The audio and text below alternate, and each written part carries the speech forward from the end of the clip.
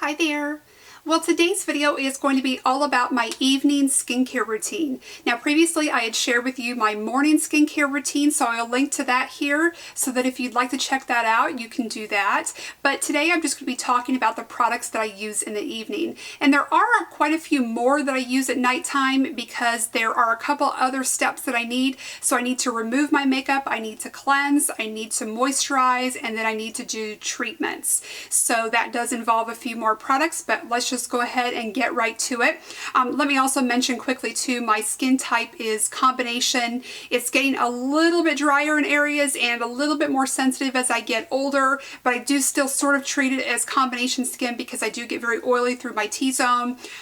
During these winter months, I've had to deal with dryness a little bit more, but I feel like I'm finding a good combination of products that's keeping me pretty normal when I use these regularly. So starting with makeup removal, I have two products that I really love, both of which I've used for quite a while. This first one certainly so. My favorite makeup removing towelettes are these from Trader Joe's. These are nicely sized, they're very soft, and they do a great job of removing makeup without irritating my skin. They do have quite a bit of fragrance if that's something that you're sensitive to, but I don't know how many packets of these I've gone through because they just do such a good job. I love them.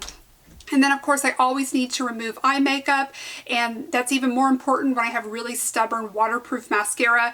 But I like the Neutrogena oil-free eye makeup remover. I've tried other kinds of drugstore products that I just haven't been happy with. Most recently I tried a CVS version of this and it just didn't work out well for me. It didn't do that great of a job, and it also left my under eyes really dry and scaly. So I went back to the Neutrogena. This just works well for me. I think it removes the makeup pretty easily, and it definitely doesn't cause any irritation, which is important for me, especially in that eye area. Okay, so the next thing that I need to do is to cleanse my skin, and I do that with a combination of a cleanser and then a sonic cleansing brush. So I use a couple of different cleansers. If I've not worn any makeup, which isn't really typical for me, I will just use a really simple cleanser, and I will use this Cetaphil Daily Facial Cleanser, which I use in the morning time. But again, that's not really typical, so this isn't something that I always use in the evening, just occasionally. More often, what I am doing is using a cream cleanser with my sonic cleansing brush. So the cleanser that I've really loved recently is this Olay Total Effects Revitalizing Foaming Cleanser. This does have fragrance, but I love the smell of this. If you are familiar with the smell of the original Olay Total Effects cream, you will like this. If you like that fragrance, you'll like this. I love it. I wish this came in a body wash as well. I just look forward to this so much in the evenings, but this is a little bit thicker. It does foam up, and so I really like this for using with my sonic cleansing brush. Now for the brush, I do have to have a little bit of a disclaimer here for you. I talked about this product, I recommended this product, I still really love it, however I am no longer recommending it. This is the Michael Todd Soniclear Sonic Cleansing Brush. I do recommend that you use some sort of cleansing brush. I really think that this is a really important part of my skincare routine. I notice that my skin does not break out as often, and that my treatments that I use later on are so much more effective when I use a sonic cleansing brush. I would rather see you purchase something like the Clarisonic Mia at this point. Not because this isn't a good product, it is. I love it. I still use it every evening, but I'm just a little bit more concerned about the follow through with the company. Not so much the quality of the product, but just their customer service is concerning to me a little bit, and I really don't want to recommend something that I can't be absolutely certain that you're going to be happy with in the long term. So unfortunately, I am not going to be recommending this particular brush, but I will list a Clarisonic that I used to have below, which I really liked. And it's really unfortunate because this is a fantastic product, and this in combination works really well. So what I will do is wet my sonic cleansing brush, and then I'll just put a little bit of this right onto the brush. I'll also wet my skin, and then I just go through the timer on this and let it go in each area. So it's got 3 different beeps, and so I'll just cleanse in one area. I usually will break it down like this and go on this side and then this side, and then usually my forehead and down the top of my nose. But I just can't recommend it enough. I think sonic cleansing does such a good job. I really think it is worth the investment. It's this, along with Retin-A, I think are the two most significant things I've done for my skincare routine. So, okay, so now that we've removed makeup and cleansed, let me move on to my moisturizers. So there are, again, a couple of products that I use most often in the evening, though. I really like the CeraVe Moisturizing Cream.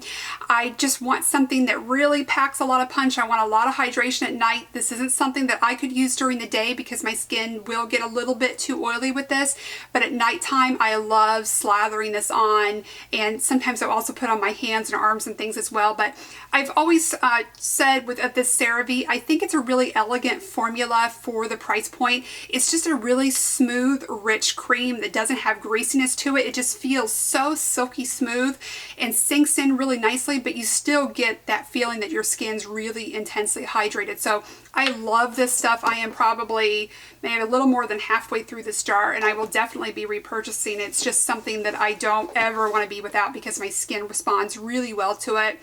Now, sometimes in the evening, I will just need to use a really light bit of moisturizer, which isn't typical, but for that, I will use the CeraVe PM. I talked about that in my morning skincare routine video, and I think that I don't have that sitting here with me because I took a picture of it for that video.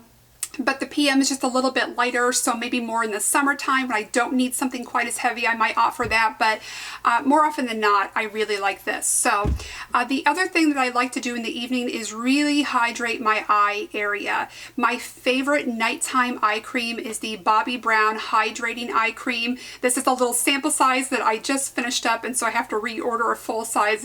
I'm just trying to scrape out every little bit of this. This is my favorite because I think not only does it do a fantastic job of hydrating, but it doesn't bother my eyes at all, and it doesn't cause milia, which, as I mentioned in my morning skincare routine video, is a really important thing for me because I do tend to get that, and then once you've got those bumps under your eyes, they take forever to go away. So this is something that I found that I really enjoy. The downside of this for me is that it's quite expensive. It's certainly more than I want to pay for an eye cream. I do try to find it on sale.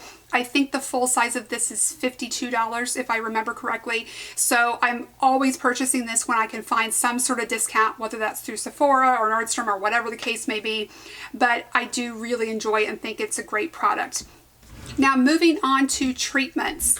So in the evenings, I would say at least 5 days a week, I use Retin-A.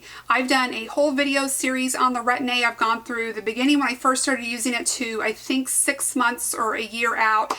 It has been, as I mentioned with the Sonic Cleansing Brush, I would say the Sonic Cleansing Brush is probably the second best thing I've done for my skin, but the Retin-A, I would say, is the most important thing and the best thing that I've done for my skin. I was kind of like everyone else, really hesitant to try it, but it's really been a game changer in the texture of my skin. I started by using retinol over the counter in, I want to say, my early 30s, and I used that for several years, knowing that I wanted to build up to using Retin-A at some point, and then I eased in with the 0.025%. Now I'm up at the highest strength to 0.1%, and it's just done wonders for my skin. I've been at 0.1% for over a year now, and it still will cause some dryness at some times. I'm not going to say that it doesn't, but it's really nothing that I can't easily combat with just using some extra hydrating moisturizing cream, something like this.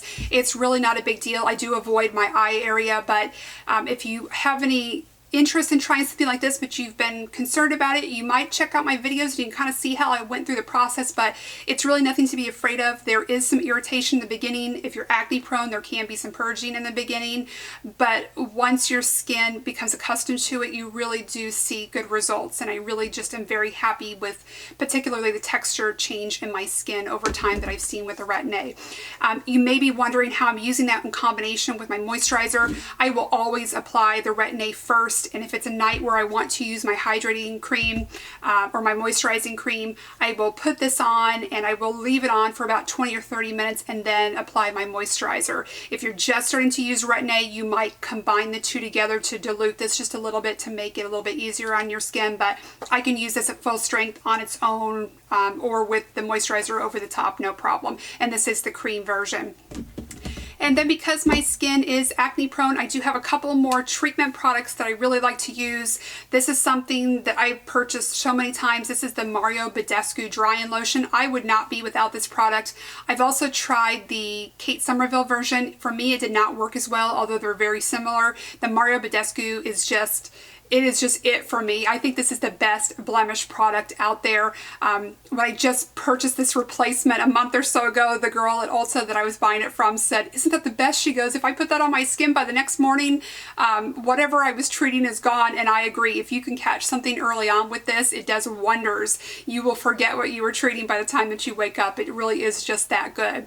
So you just use this by dipping a little cotton tip down here into the bottom. You've got the little sediment here in the bottom, and then you just kind of shake it off a little bit and then just spot treat whatever areas that you want to use this on, and this is fantastic. Now, a long time ago I had mentioned another Mario Badescu product, and I realized I never followed up with you on it, so I wanted to do that here. This is the silver powder. This is specifically a blackhead treatment. It does work very well. I really like it. My problem is I forget to use it, because when it would be best for me to use it is in the evening after I've removed makeup but before I cleanse. And when I use this regularly, I really saw results. I wouldn't say that my blackheads went away completely, and the area that I was treating was my nose and chin, but I really noticed a significant reduction in the amount of them, and then the ones that were appearing were not as deep. It was like they were just sort of at the surface. So I kind of kick myself for that, because I know what this can do and I just don't remember to use it. I think maybe if I put it out somewhere, maybe near my makeup removers, I would remember. But how this product works is it's a powder, and you need to take a little wet cotton ball. You just get a little bit of water on it, dip it in here, and then just apply it around your face and let it dry and set for about 15 minutes. So it is kind of an extra step that can be hard to remember in your routine, but if you're willing to stick with it, it really does a good job. Okay, so I've gone through my makeup removal, my cleansing, my hydrating, my treating, and I think I just have one final step. So without fail, every evening when I climb into bed, this is on my nightstand. This is the Bite Agave Lip Mask. This is my favorite lip treatment. It does such a good job. And this product got a really big endorsement recently. My mom purchased it, and she's in Iowa where they are very cold and very dry, and she says this is the best thing that she's ever used. She was really wowed by it. So I think that that was a pretty good endorsement of this product, and I really like it. This is my second tube. It is a little bit more expensive for lip products, but it will last you a really long time. So I would encourage you to purchase it when you can, maybe through Sephora when they have their sale, and I think they'll be having the Chic Week sale hopefully coming up here in the next month or so. So that is it. Those are all of the products that I use as part of my evening skincare routine. I thank you so much for watching, and I hope to see you very soon. Bye-bye.